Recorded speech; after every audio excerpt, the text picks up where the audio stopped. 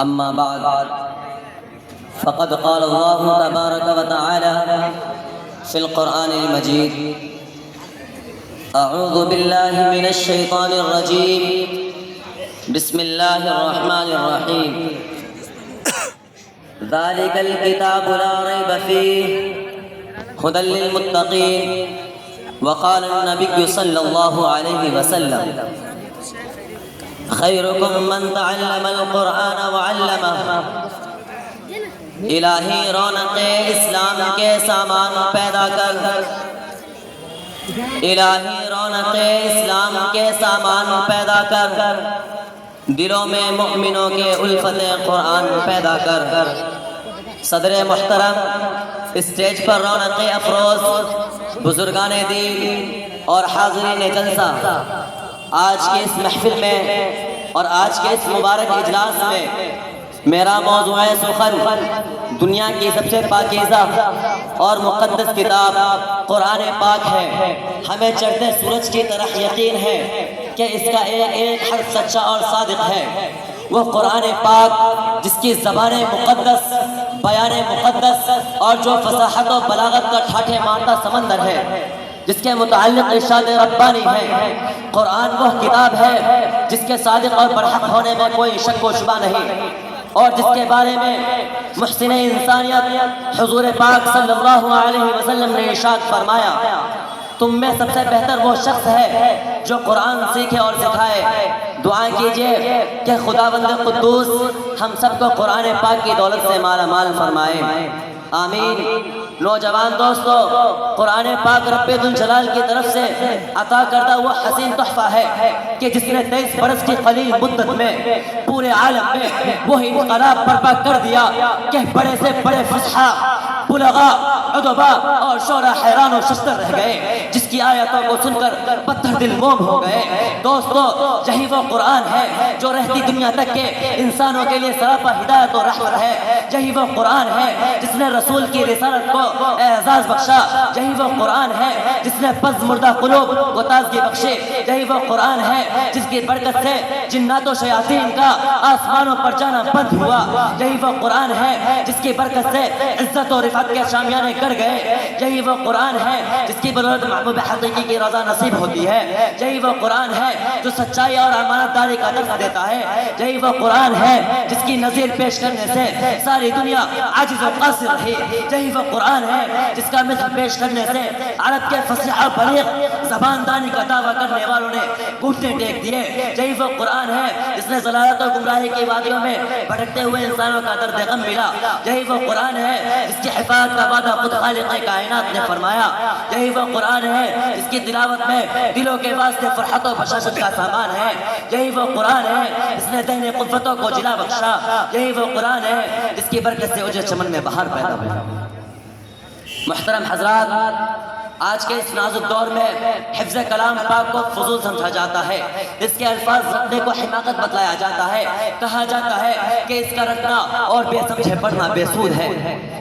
افسوس صد افسوس، اس قرآن پاک کے بارے میں ہمارا یہ خیال کہ جس کے بارے میں شہنشاہ فتح، تاجدار مدینہ، سرور کائنات، خاتم الانبیاء محمد عربی صلی اللہ علیہ وسلم نے ارشاد فرمایا: اقرأ وارتقي ورتل كما كنت ترتل في الدنيا فإن منزلك عند آخر آية تقرأها. حافظ قرآن سے کہا جائے گا قرآن پڑھتا جا اور جنت کے درجوں پر چڑھتا جا، اور ٹھہر ٹھہر کر پڑھ جیسا کہ تو دنیا میں ٹھہر ٹھہر کر پڑھا کرتا تھا. بس تیرا مقام اور ٹھکانہ وہی ہے جہاں آخری آیت پر پہنچے. یاد رکھو، یہ قرآن دنیا کی سب سے بڑی نعمت ہے. یہ زمین و آسمان، چاند، سورج، ستارے کوئی اس نعمت کا مقابلہ نہیں کر سکتا. یہ قرآن رب کائنات کا مقدس اور عظیم کلام ہے، اور کیوں نہ ہو جبکہ اس کا اتارنے والا امین، جس کے ذریعے اتارا گیا وہ بھی امین، جس ذات پر نازل ہوا وہ بھی امین، جس مقام پر نازل ہوا وہ بھی امین، جس مہینے میں نازل ہوا وہ تمام مہینوں سے افضل، اور جس رات میں نازل ہوا وہ 1000 راتوں سے بہتر ہے. اللہ کا یہ مقدس اور پاکیزہ کلام تمام کلاموں سے افضل اور برتر ہے. حدیث پاک میں آتا ہے: فضل کلام اللہ علی سائر الکلام کفضل اللہ علی خلقہ. اللہ کے کلام کو سب کلاموں پر ایسی فضیلت ہے جیسے کہ خود تعالی شانہ کو تمام مخلوق پر اللہ کا دلارا اور خدا کا پیارا نبی ارشاد فرماتا ہے کہ جس نے قرآن پڑھا اور اس پر عمل کیا کل قیامت کے دن اس کے والدین کو سورج سے بھی زیادہ روشن تاج پہنایا جائے گا۔ غور کرنے کا مقام ہے کہ جب والدین کو اس گراں قدر انعام سے نوازا جائے گا تو خود پڑھنے والے کا مقام اور مرتبہ کا کیا عالم ہوگا۔ حضرات، قیامت کا میدان ہوگا اور ایسے 10 آدمی جن کے لیے جہنم واجب ہو چکی ہوگی، حافظ قرآن اپنے رب کی بارگاہ میں سفارش کرے گا، پروردگار عالم اس کی سفارش قبول کرے گا اور ان کو اس حافظ قرآن کی برکت سے نجات عطا ہوگی۔ مسلمانوں، قرآن کریم وہ عظیم برکت اور سعادت ہے جو روح خدا بندی ہے، معدن حیات اور چشمہ زندگی ہے۔ وہ عرب قوم جو پشتے مردہ چلی آ رہی تھی، دنیا جس کو ذلیل اور حقیر جانتی تھی، کوئی ان کو اونٹ کی مینڈیوں میں کہنے والا سمجھتا، کوئی ان کو جوہرائے عرب کا خطاب دیتا، کوئی ان کو جاہلین مکہ کہتا، لیکن جب قرآن آیا تو جن کا نام جوہرائے عرب تھا صحابہ کرام ہو گیا، جن کو نفس سے یاد کیا جاتا تھا ان کو رضی اللہ عنہم ورضوا عنہ کا اعزاز ملا۔ جس زمانے کا نام جاہلیت تھا اس کا نام خیر القرون ہو گیا۔ وہ مردہ قوم جو کروٹ نہیں لے سکتی تھی طاقت و قوت سے ایسی لیس ہو گئی کہ جس نے قیصر و کسریٰ کا غرور خاک میں ملا دیا، بڑی بڑی سلطنت اور حکومتوں کو تختہ الٹ دیا۔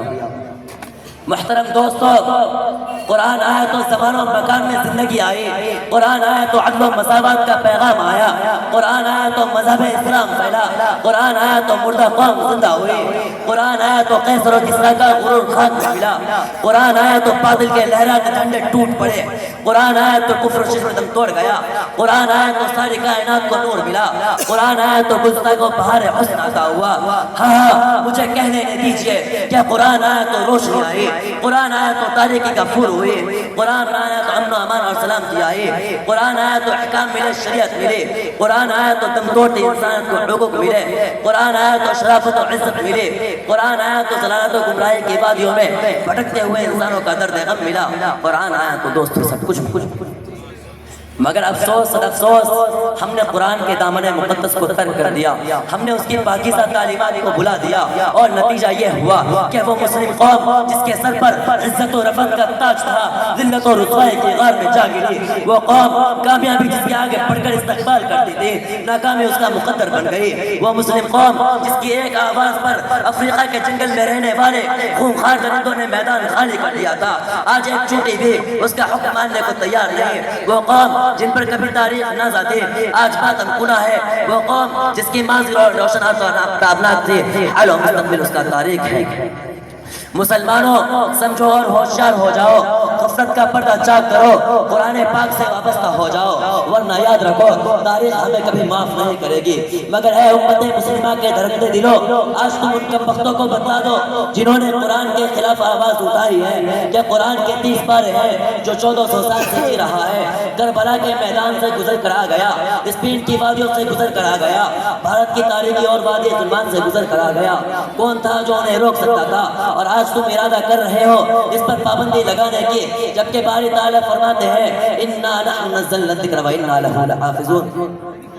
ارے اے قرآن کے خلاف آواز اٹھانے والوں، یاد رکھو جس دن ہندوستان سے قرآن اٹھ گیا اس دن ہندوستان سے امن و امان کا جنازہ اٹھ جائے گا، صلح و عاشقی کا خاتمہ ہو جائے گا، اور نتیجہ یہ ہوگا کہ فتنہ و فساد کا راج ہوگا، وحشت و دہشت کا تسلط ہوگا، خطرات مساوس کا غلبہ ہوگا، ظلم و ستم کی حکمرانی ہوگی، سیلاب و آندھیوں کی روانی ہوگی، کشت و خون کی ندیاں بہیں گی، آفت و مصیبت کی ہوائیں چلیں گی، ایوان حکومت میں زلزلہ آ جائے گا، تخت و تاج بے نور ہو جائیں گے۔ وآخر دعوانا الحمد للہ۔